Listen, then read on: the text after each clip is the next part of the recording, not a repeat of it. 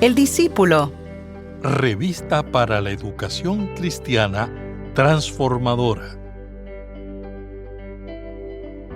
Las Escrituras han acompañado a la fe cristiana durante generaciones como luz, guía y fundamento. Pero más que un libro antiguo, la Biblia es palabra viva que transforma, orienta, corrige y consuela. La autoridad de la Escritura no radica en nuestra interpretación, sino en su autor, el Dios que es amor y que nos llama a usar su palabra para edificar, no para herir, para reconciliar, no para aplastar. En la clase de hoy reflexionaremos cómo vivir una fe bíblica que forma, corrige y transforma con amor. Mi nombre es el reverendo Luis Felipe Ramos Román, pastor asistente en Evangelización y Educación Cristiana, y te invito a que juntos participemos de esta experiencia educativa. El discípulo. El discípulo. Una revista para la educación cristiana transformadora.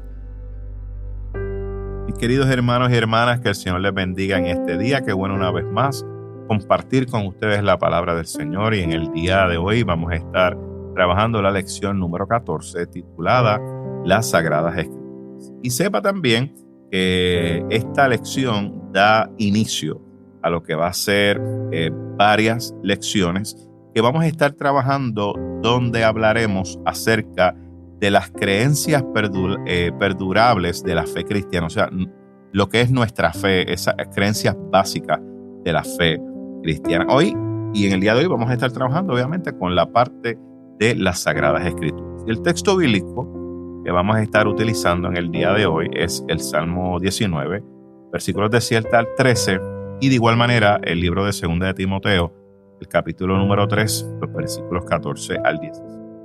Y el texto abrió para este día se encuentra en 2 de Timoteo, capítulo 3, los versículos 16 al 17. Y lee de la siguiente manera. Toda la Escritura es inspirada por Dios y útil para enseñar, para redarguir, para corregir, para instruir en justicia, a fin de que el hombre de Dios sea perfecto, enteramente preparado para toda buena. Y los objetivos en este día son los siguientes: ayudar a cada uno de los oyentes a entender por qué nos parece que en los salmos hay tanta repetición. Número 2, reflexionar sobre el uso debido de las Escrituras y las consecuencias que tiene utilizarlas para criticar, menospreciar o condenar a otras personas. Y en el día de hoy, el vocabulario, vamos a estar trabajando algo distinto a lo acostumbrado. Vamos a ver que en el Salmo 19 se usan palabras que son diferentes en sentido estricto, pero en realidad apuntan hacia las mismas ideas. Y en el análisis de la Escritura se mencionan algunos pareados, ¿verdad?, que tienen esa función, como ley con testimonio, perfecta, fiel, convierte el alma, hace sabio al sencillo. Y si el tiempo obviamente nos permite, vamos a estar trabajando o señalando, ¿verdad?, esos otros pareados que son semejantes. Y de igual manera es importante que en el libro de 2 de Timoteo vamos a estar viendo que se usan palabras con sentidos muy parecidos, pero cada uno, ¿verdad?, con un tono particular. Y cuando hablamos de esto, ¿verdad?, hablamos de enseñar, redarguir, corregir e instruir, que son palabras que se encuentran en el libro de 2 de Timoteo. Pero vayamos a la lectura bíblica del Salmo 119 y de la porción de 2 de Timoteo capítulo 3. Y leemos la palabra en nombre del Padre, del Hijo y del Espíritu Santo. Amén. Salmo 119, versículos 7 al 13. La ley de Jehová es perfecta, convierte el alma. El testimonio de Jehová es fiel, hace sabio al sencillo. Los mandamientos de Jehová son rectos, alegran el corazón. El precepto de Jehová es puro, alumbra los ojos. El temor de Jehová es limpio, permanece para siempre. Los juicios de Jehová son verdad, todos justos. Deseables son más que el oro, más que mucho oro refinado, y dulces más que la miel, la que destila del panal. Tu siervo es, además, amonestado con ellos, en guardarlos hay gran recompensa. ¿quién puede discernir sus propios errores? Líbrame de los que me son. Preserva también a tu siervo de las soberbias, que no se enseñoreen de mí. Entonces seré íntegro y estaré libre de gran rebelión. Segunda de Timoteo capítulo 3, versículos 14 al 17. Pero persistes tú en lo que has aprendido y te persuadiste, sabiendo de quién has aprendido, y que desde la niñez has sabido las sagradas escrituras, las cuales te pueden hacer sabio para la salvación por la fe que es en Cristo Jesús. Toda la escritura es inspirada por Dios, útil para enseñar, para redarguir, para corregir, para instruir en justicia, a fin de que el hombre de Dios sea perfecto, enteramente preparado para toda buena obra. Les invito a que podamos tener una palabra de oración en este día. Buen Dios y Padre nuestro, te alabamos y te bendecimos. En esta hermosa oportunidad te pedimos que nos dirijas a través de esta experiencia y que seas tú hablando a nuestros corazones. Glorifícate a través de esta lección y es en el nombre poderoso de Jesús que hemos orado. Amén, amén, amén. Bueno, mis queridos hermanos, vamos a introducir esta lección en el día de hoy.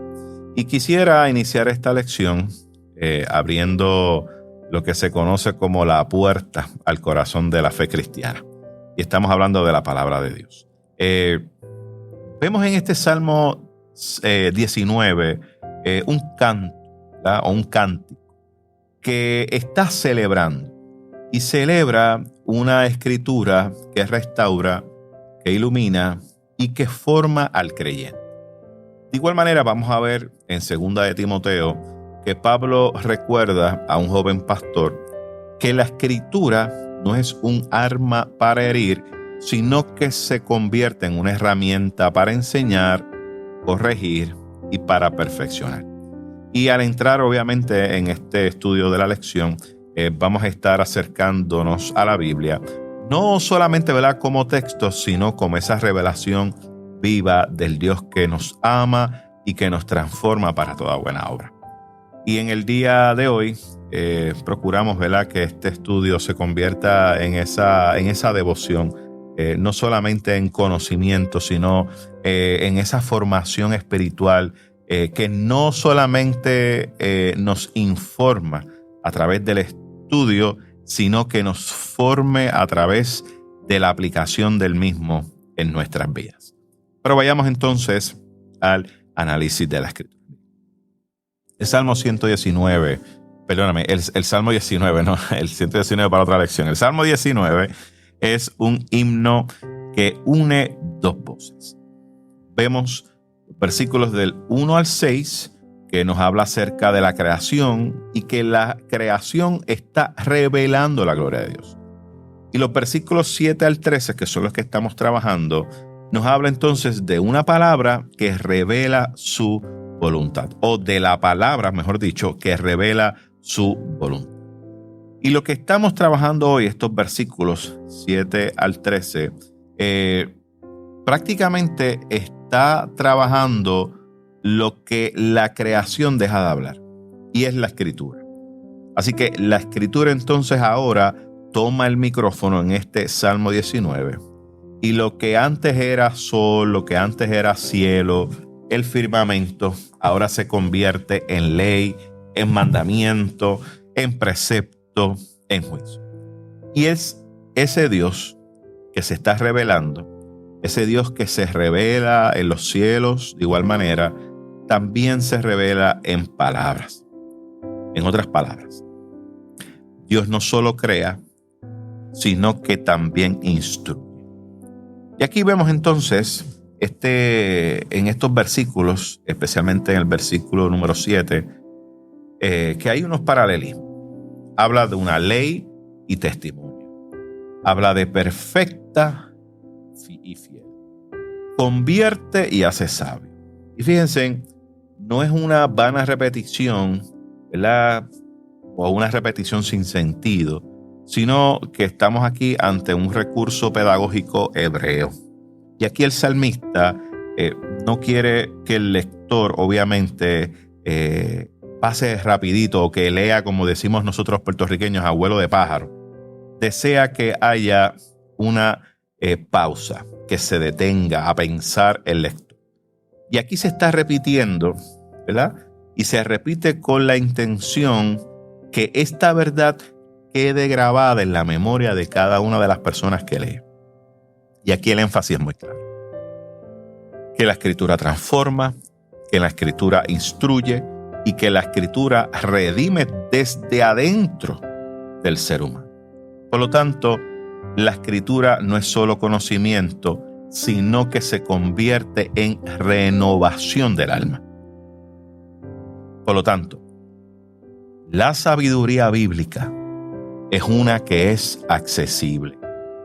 Accesible a todos, al sencillo, al humilde. Y está siempre, miren, ahí, dispuesta para aquel que se abre a escuchar la palabra de Dios. Porque algo que el texto nos enseña, que nos deja saber a través del testimonio bíblico, es que la humildad se abre para escuchar, pero la soberbia se cierra. La soberbia hace que no aprendamos. Y ciertamente sabemos que el corazón que es humilde va a florecer bajo la palabra del Señor. Así que la soberbia evita el crecimiento. Sin embargo, el corazón humilde hace que florezca esa palabra. Vayamos al versículo número 8. Aquí vemos los mandamientos de Dios que no producen carga como muchos piensan, sino que produce gozo. Y en un mundo obviamente que ve la fe como quizá algo que restringe, este versículo ciertamente nos da un golpe de luz o nos alumbra, mejor dicho. Y vemos aquí que la obediencia bíblica lo que hace es que ilumina. La obediencia bíblica no apaga la vida, sino que la ilumina. Aquí estamos viendo entonces que los ojos se abren y el corazón se alegra y la visión espiritual se aclara. Por lo tanto, Dios no manda la palabra para oprimir, sino para guiar a cada hombre y a cada mujer del Señor a una plenitud en Él. Una plenitud, miren, hermosa en nuestro Señor. Entonces vemos a través del versículo 9 también que hay un elemento emocional dentro del culto. Y estamos hablando de ese temor reverente. Fíjense, no es un miedo que paraliza, sino es un temor que asombra, es un temor que inspira respeto. Y este temor, ¿verdad?, que podemos decir que nos asombra y que crea respeto, es un temor puro. Y es un temor que permanece y permanece para siempre porque, fíjense, nace del reconocimiento de un Dios que es justo. Porque si algo nosotros tenemos que afirmar es que nuestro Dios es un Dios justo, es el Dios de justicia. Por lo tanto, cuando Dios emite juicio, no lo hace con capricho. Nuestro Dios no emite juicio para castigo impulsivo, como quizás en los seres humanos. Nuestro Dios emite juicio de manera que refleja su carácter. Y el carácter de Dios es un carácter santo, es un carácter, mire, hermoso. Y por eso es que afirmamos que ciertamente la justicia es ese reflejo de su carácter. Ahora vayamos al versículo número 10. Dice este versículo número 10 que la palabra de Dios obviamente es descrita como oro y como miel. Piensen que el oro representa esa riqueza duradera, por lo tanto tiene gran valor. Y aquellos que han probado miel saben que es dulce y hay una dulzura inmediata cuando usted prueba, obviamente, miel. Así que hay deleite. Por lo tanto, estamos hablando que la palabra de Dios es un tesoro para el futuro y un placer para el presente. Y en la fe cristiana no se trata de obedecer simple y llanamente a la palabra, sino de disfrutar la palabra de Dios. Por lo tanto, no es solo deber, es deleite. No solo es verdad firme, sino que es dulzura que alimenta la vida espiritual. Y eso es lo que hace la palabra en cada uno de nosotros cuando la leemos y cuando la aplicamos a nuestra vida. Y de igual manera, el verso 11 nos habla de una escritura que corrige o que amonesta. Pero cuando lo hace con recompensa. Por lo tanto, la corrección de Dios tenemos que verla no como un castigo para destruir, sino que la corrección de Dios tiene que verse como esa disciplina que nos va a salvar a nosotros. Porque cuando Dios advierte, Dios no te está acusando. Dios lo que está haciendo es amándote. Porque te ama, es por eso que te advierte. Y la realidad es que el juicio sin gracia es humano, pero el juicio con promesa es divino. Y pienso que eso es algo que tenemos que entender. Ese versículo número 12 de este Salmo 19 nos deja también ver algo muy profundo. Y es lo siguiente. Es que el ser humano, por su condición pecadora, se le dificulta ver sus propias fallas con claridad. Y el pecado más peligroso, fíjense, no es el que cometemos, sino el que no reconocemos. Por eso es que la palabra ilumina los rincones internos de nuestra alma, que en ocasiones nuestra conciencia no quiere mirar. Por lo tanto, sin la Escritura, usted y yo podemos creernos que estamos en lo correcto. Pero con la Escritura podemos descubrir cuándo es que nosotros necesitamos de esa gracia de nuestro Dios. El versículo número 13 también nos habla el salmista de que no está el salmista pidiendo protección contra enemigos externos, ¿verdad? Sino contra el enemigo interno. ¿Y cuál es ese enemigo interno que menciona? Miren, es la soberbia. Y si algo hemos aprendido, que el pecado que más destruye a las comunidades no es el error, sino el orgullo que nos impide reconocer que estamos. Por lo tanto, la Escritura no solo revela el pecado, también libera del orgullo que lo alimenta. Así que cuando Dios quebranta la soberbia, es que entonces el creyente puede vivir en él. Por eso es necesario que Dios quebrante el orgullo, la soberbia, para que podamos vivir en integridad. Y es lo que necesita hoy en día más nuestro país. Hombres y mujeres que sean quebrantados en su orgullo, en su soberbia, para que puedan vivir en integridad. Una vida íntegra es una vida que da el todo por el todo al servicio de Dios, y de igual manera el todo por el todo a aquellos a quienes. Ahora, demos un salto al Nuevo Testamento. Vamos a trabajar ahora lo que es el libro de Segunda de Timoteo, que es la segunda parte, ¿verdad?, del texto bíblico que estamos. Y estamos entrando ahora a un contexto más vasto. Aquí vemos a Pablo que está escribiéndole a Timoteo, y Timoteo obviamente es un joven pastor que ciertamente está en un lugar donde hay muchas tensiones que le rodean, especialmente tensiones doctrinales, y muchas dudas generacionales. Por lo tanto, el apóstol Pablo le está diciendo a Timoteo que permanezca en lo que aprende. Y nos habla acerca de esa fidelidad a la palabra. Cuando usted y yo somos fieles a la palabra, nos convertimos en una resistencia poderosa contra la confusión.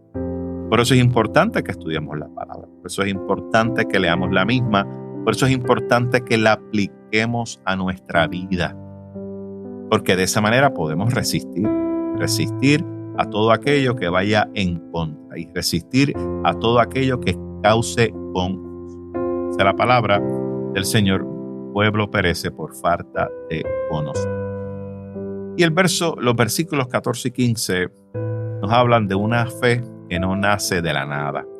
Estamos hablando de una fe que se hereda, una fe que se enseña, es una fe que se transmite. Por lo tanto, Timoteo no solamente conoce la Escritura, ¿verdad?, porque obviamente fue instruido desde niño. No solamente esa palabra le ha enseñado, sino que esa palabra que le ha formado a él de igual manera forma y moldea a otra generación. Por lo tanto, es importante entender que la Biblia no nos salva, sin embargo, la Biblia nos guía hacia Cristo, el cual es el que salva. Por lo tanto, la Biblia nos salva y estamos claros de eso, pero la Biblia guía hacia Cristo, quien es quien nos salva. Porque es Cristo quien salva, no es otro. Por lo tanto, la Escritura es el mapa y el destino es Cristo. Así que la Escritura nos dirige y nos guía para poder tener un encuentro con el Cristo resucitado, el cual salva a cada aquel que abre su corazón. Y el verso número 16 es muy conocido. Nos habla que toda la Escritura es inspirada por Dios. Cuando hablamos de palabra inspirada, estamos hablando de teopenesto, que en griego es eso, ¿verdad? Teopenesto. Y significa respirada por Dios. Y no habla, obviamente, ¿verdad? De este dictado, que a veces pensamos que cuando dice que la palabra es inspirada por Dios, a veces pensamos que es que el que está escribiendo escucha directamente una voz que le está dictando letra por letra. No. Sino que estamos hablando de este soplo de Dios que vivifica al ser humano, y por cuanto vivifica al ser humano, es inspirado para escribir. Por eso es que tenemos que entender que la Biblia vive porque nace del que vive. Del que vive. Nace de Dios, que es quien vive. Nace de aquel quien da vida, quien es Cristo. Y por eso es que afirmamos que la Biblia es una guía hacia Cristo, quien. Ahora, vemos aquí 4 acciones que son progresivas. Fíjense. Nos habla que la Biblia enseña. ¿Por qué? Porque revela verdad que es desconocida. También nos habla de una Biblia que es redarguye. ¿Por qué? Porque ciertamente desmascara lo que es el error. Hablamos de una Biblia que corrige. ¿Por qué? Porque restaura lo que está torcido. Y hablamos de una Biblia que instruye. ¿Y por qué? Porque forma carácter justo. Así que la palabra no solamente señala lo que es malo, sino que la palabra propone un nuevo camino. Y pienso que es la manera de poder ver esto. Ver la palabra que nos propone un nuevo camino de vida, de esperanza y de transformación en Cristo. Y el versículo número 17, piensen, nos habla acerca del fin de la palabra. El fin de la palabra no es simplemente tener conocimiento, sino que la palabra de Dios en nosotros crea en nosotros carácter cristiano, porque la palabra nos forma y la palabra se hace eco en nosotros y nuestro testimonio cambia. Por cuanto cambia nuestro testimonio es porque nuestro carácter ha ido cambiando, un carácter cristiano. Por lo tanto, una iglesia no es bíblica porque cita los versículos. Una iglesia es bíblica cuando hace el bien y refleja el amor. Ese testimonio vivo. Así que una iglesia se convierte en una iglesia bíblica cuando hace testimonio de Jesús. Por lo tanto, algo que tenemos que evitar, que a veces pensamos que la Biblia se convierte en este arsenal de balas para lanzar o para lanzar piedras. No.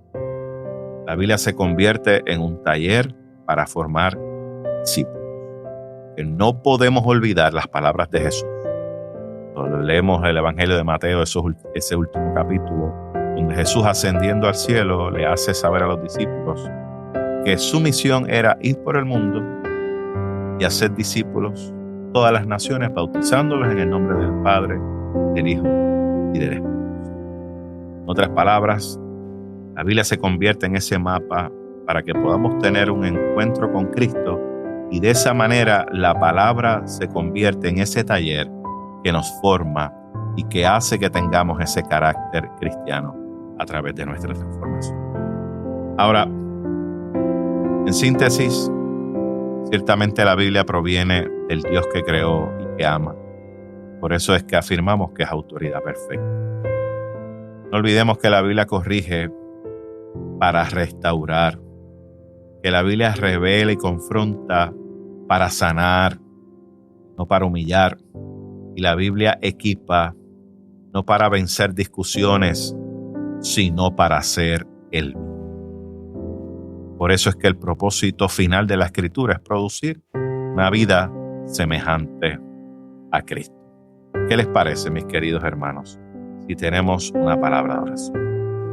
Señor, te damos gracias por tu amor y tu justicia, porque en tus Escrituras nos enseña, nos redarguye, nos corrige y nos instruye. Gracias porque de ese modo nos preparas para obras de amor que sean reflejo de las tuyas. Y ayúdanos a entender y aplicar esas escrituras con un amor semejante al tuyo, que se manifieste no solamente en ellas, sino también, sobre todo, en tu Hijo y Señor nuestro Jesucristo, en cuyo nombre nos acercamos a ti. Amén, amén. Queridos hermanos, que el Señor les bendiga y esperamos estar con ustedes la próxima semana.